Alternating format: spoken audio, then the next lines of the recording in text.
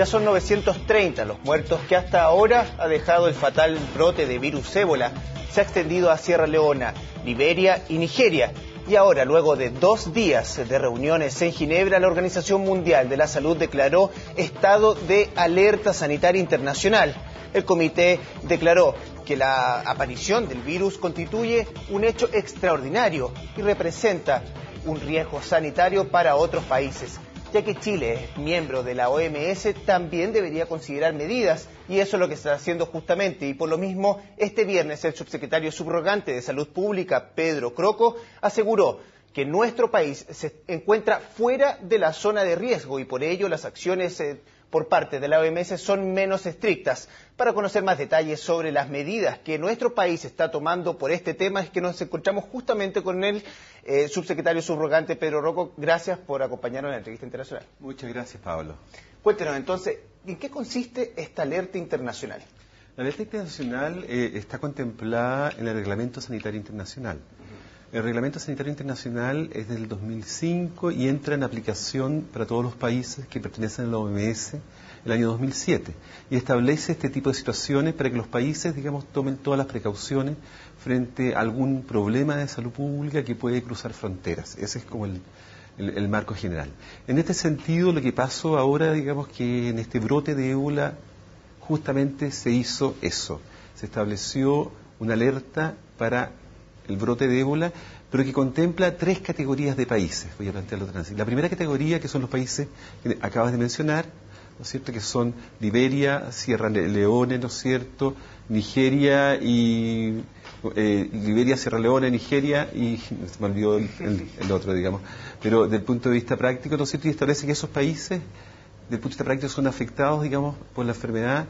No solamente son afectados por la enfermedad, sino que se transmite el virus de persona a persona en esos países. Y por lo demás, y establece un segundo grupo de países, que son los países que son limítrofes a esos países o que de alguna forma tienen casos, pero no se ha comprobado transmisión de humano a humano.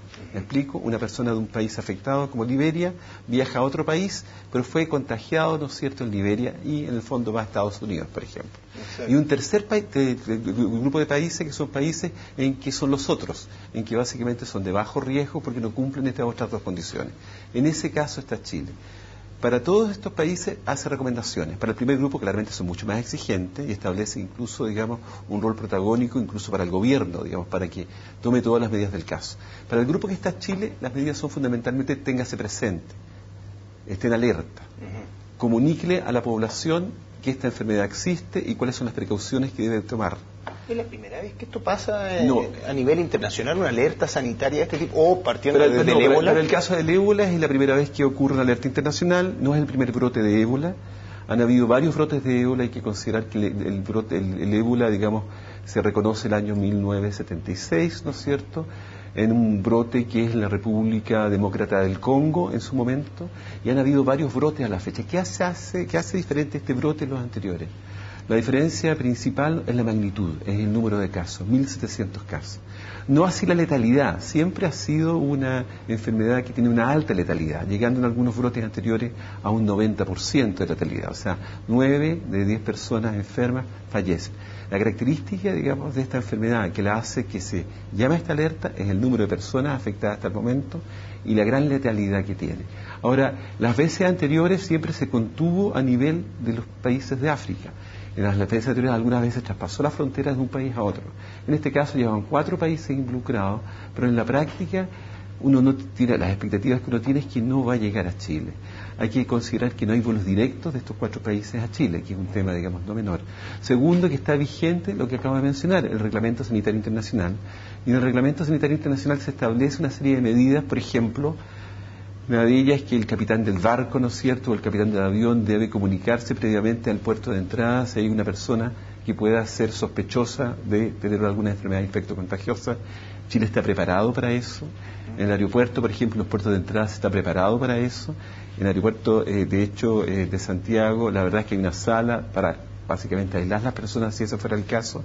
Y el sistema de salud está preparado para casos similares a este, porque no es distinto este tratamiento al tratamiento de otras enfermedades muy infectocontagiosas. ¿Ya se instruyó o se está instruyendo ahora recién? O sea, desde el punto de vista práctico, Chile se ha estado preparando, digamos, para eventos de este tipo, digamos, a lo largo del tiempo. Desde que empezó a regir el Reglamento Sanitario Internacional, han habido incluso simulacros en cuanto, digamos, a qué hacer, digamos, en el caso que se detecte un caso de una enfermedad infectocontagiosa, ¿no es cierto?, por ejemplo, en un vuelo. O sea, entonces, el tema, digamos, del qué hacer. Ahora, me explico mejor todavía. Las medidas que se tienen que tomar en un hospital, por ejemplo, de aislamiento, no son distintas a lo que uno toma en una meningococcemia. O sea, es otra enfermedad infectocontagiosa, pero desde el punto de vista práctico también se toman medidas de aislamiento en ese caso. O sea, en ese sentido, digamos, Chile, uno esperaría, y la verdad tiene la certeza, que desde el punto de vista práctico tendría un mucho mejor manejo, sin ninguna duda, que han tenido los países, digamos, afectados hasta este momento. Y además, digamos, tiene o sea, uno nunca puede decir cero riesgo, pero un riesgo bajísimo, en el fondo, básicamente, por las condiciones que planteaba, de que, desde el punto de vista práctico, llegue, ¿no es cierto?, el ébola al país. ¿Quiénes tienen que estar preparados, entonces? ¿Aeropuertos, pasos fronterizos, me imagino? O sea, el sistema de salud, digamos, en su totalidad, desde el punto de vista práctico, digamos, ya desde el punto de vista formal, están instruidos, digamos, en cuanto a cómo responder frente a eventos de este tipo. Voy a plantear eventos de este tipo, en el caso de ébola, similar, ¿no es cierto?, a otra enfermedad infectocontagiosa. Y desde el punto de vista práctico, claramente todos los puertos de entrada, y eso es parte de lo que se ha hecho a través de como le planteaba yo, simulacros que se han hecho, digamos, producto del Reglamento Sanitario Internacional, que obliga no solamente a prepararse, sino que también a informar. Uno de los temas del Reglamento Sanitario Internacional, digamos, que es muy importante en este tipo de enfermedades, es que los países están obligados a informar en un lapso, digamos, de tiempo, digamos, cuando tienen un caso sospechoso o un caso confirmado. Y entonces nuestro país, dado que está en el tercer nivel del menos riesgoso, hay que considerar también de que ningún vuelo directamente desde África llega al país, sino que tiene que pasar por una escala, y eso reduce aún más. Aún más el riesgo, ¿no? Aún más, por supuesto. Reduce aún más el riesgo, porque desde el punto de vista práctico lo que debería pasar es que si que hubiese un caso que probablemente sería detectado en las otras puertas de entrada, digamos, tuvieron previo la llegada a Chile.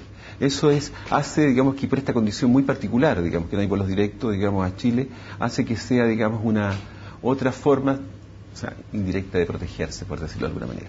Pero la verdad, las otras veces no ha llegado a América Latina, ha sido contenido en África. Lo que hace distinto esto a los brotes anteriores, que han habido varios, insisto, han habido varios, es la magnitud, el número de personas infectadas a la fecha, o sea, con la enfermedad a la fecha, no así la letalidad, porque siempre ha sido muy letal.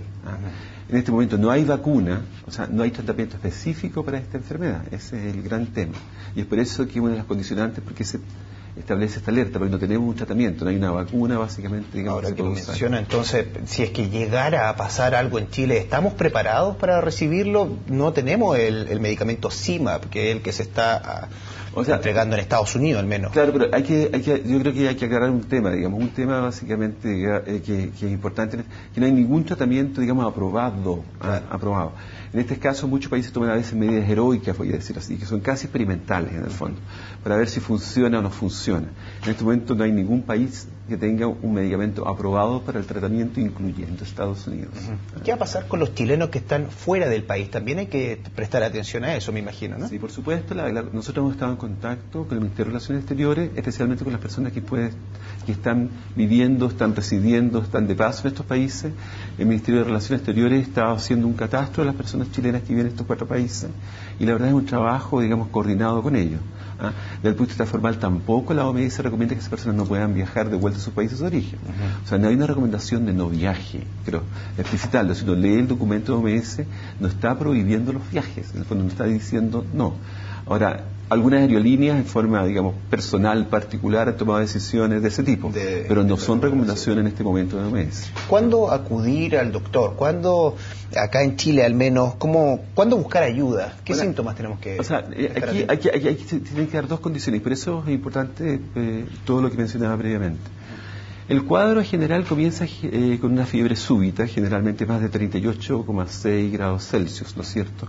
Con dolor de cabeza, dolor abdominal, sensación de cansancio, dolor muscular.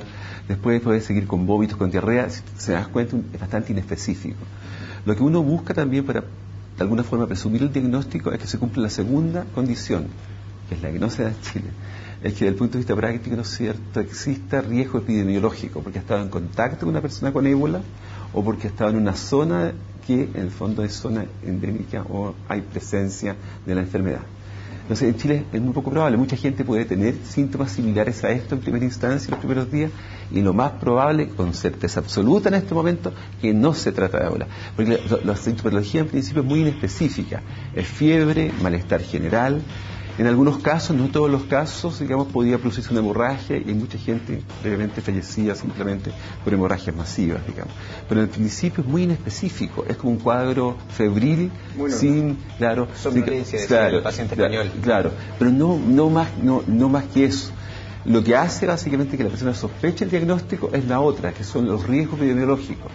Y ahí es donde acá eso no existe. Entonces, y eso lo planteo porque muchas personas podrían sentir, en el fondo, tener fiebre, tener dolor de cabeza y un cuadro de otro tipo y no tiene nada que ver con ébola. Estamos alerta en todo caso, estamos totalmente alerta, pero sí, con tranquilidad por otro lado. Por supuesto que sí. Es Pedro Croco, el subsecretario subrogante, ¿no?, de Salud Pública, que nos explica un poco más sobre este brote de ébola que se está dando en África. Ya hay 2 pacientes en Estados Unidos que están siendo tratados con un medicamento especial, se llama el CIMAP, que no ha sido aprobado, como decíamos, y otro paciente en España, el sacerdote, que también está recibiendo medicamento, pero no con el CIMAP que sí se está entregando en Estados Unidos. Son los detalles en Chile. Esta fue la entrevista internacional y los invitamos a seguir en sintonía de CNN Chile.